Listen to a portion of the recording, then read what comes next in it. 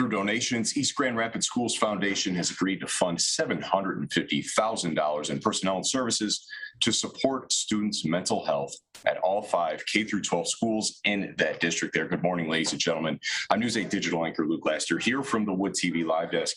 Joining me this morning, Foundation Executive Director Amy Stuursma. Amy, good morning to you. Good morning, Luke. Amy, so as we dive in here a little bit, tell me about these donations here. We have our foundation here at East Grand Rapids is nearly 40 years old, and in that time, we have been put in place to support programs and grant enhancements throughout our district. And this request that we've received from the program support request from the district this year is a little bit different. It's different in the fact that it's very responsive to the whole child. Our district has really started to look at what our children need to be successful in all realms of their day and their life at home, their life at school, and during extracurricular times too. So we've really been looking at what does it take to support the whole child? And this request is exactly that. Our supporters over time at East Grand Rapids have always been looking at the whole child and how to enhance teaching and learning in our district. But this one is really taking a deep dive into how do we support mental health and wellness for our kids.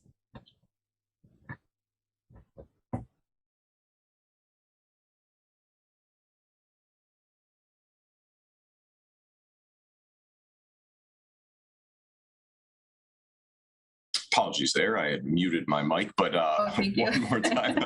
I wondered, I'm like, are you there? Why commit such an amount like this, such a hefty amount of money to a cause like this?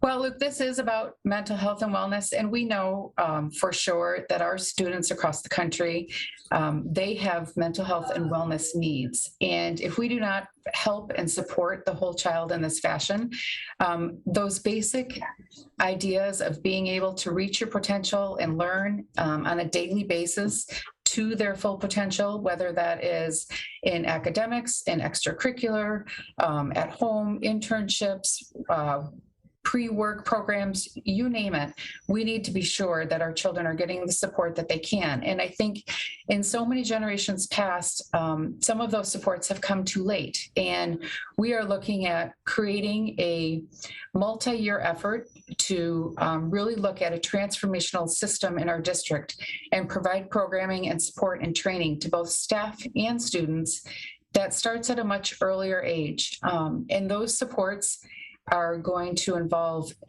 additional staffing in the social work area and a wellness coordinator, as well as training for both our staff and students to get this vertical alignment within our district K-12 where those supports exist.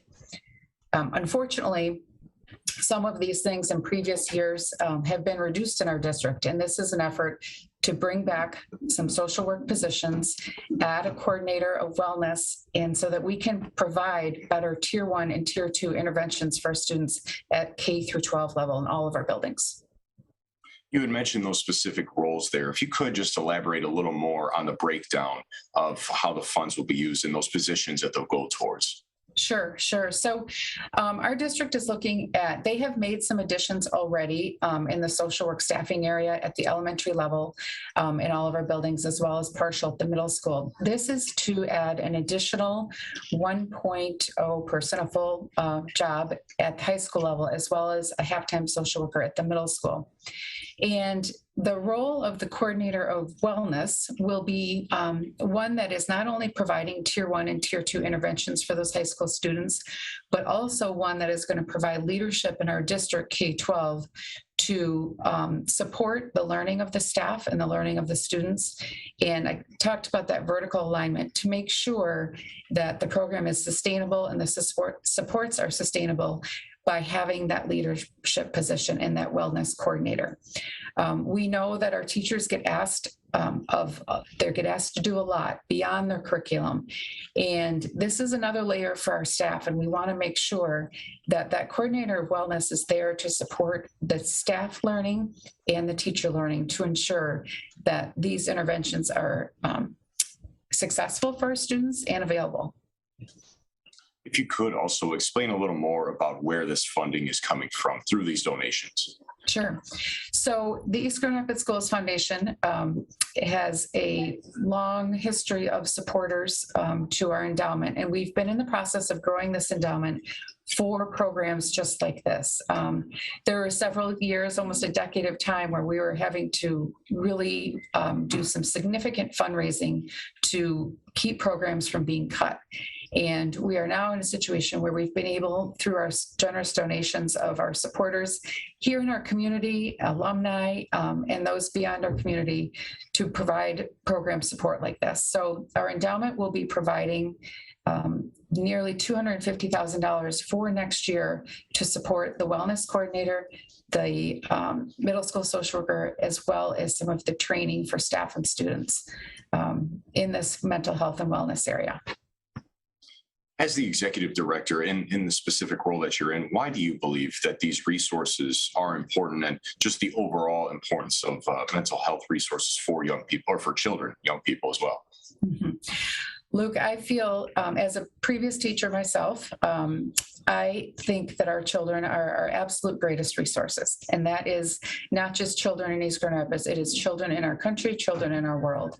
And I believe it is our duty as adults to provide the support that they need so that they can absolutely be the greatest contributors to our community, near and far.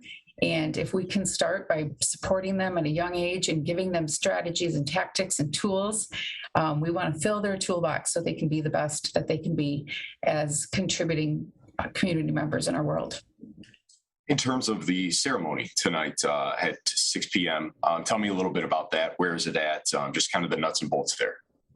Sure. We have our Board of Education meeting tonight at 6 p.m. at the East Grand Rapids Middle School. It's where it will be held. And those meetings, of course, they happen monthly, but this particular meeting is the approval of the budget meeting. And these supports and these funds that we will be providing for this program, over $250,000, will be presented and accepted by our Board of Education. So exciting to be able to put years of work and support into play here for programs that are going to make a big difference for our kids and for our staff. We know that children here and children everywhere, they've had some difficult dynamics in its last few years.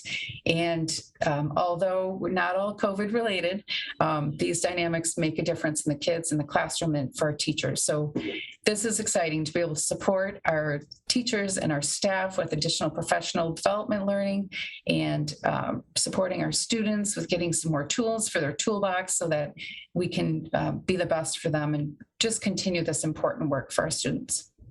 Amy, anything else that you'd like to add? I am just grateful for the supporters of not only the East Grand Rapids Schools Foundation, but there are many school foundations in the state of Michigan that we partner with often and support and team with. And I'm just grateful for all of those who support our public school education foundations in Michigan, because it is important work and critical for all of our students to have those supporters. So thank you.